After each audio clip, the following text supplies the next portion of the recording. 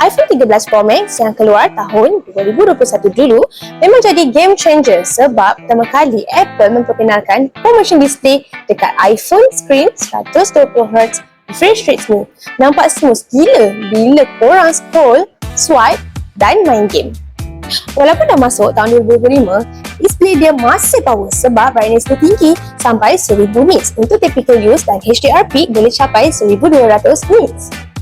Lagi satu panel, Super Retina XDR dia masih sharp dengan resolusi 1284x2778 pixel memang cukup untuk kegunaan harian dan media sekarang. Ramai yang compare dengan model yang baru, tapi sejujurnya untuk display iPhone 13 Pro Max masih lagi bertahan dan nampak premium bila sebelah dengan iPhone 17 Pro Max terbaru. Korang yang berminat mendapatkan iPhone 13 Pro Max boleh datang ke All Gadget dan cari Wawah sebab harga sekarang tengah turun. Nak iPhone, cari All Gadget.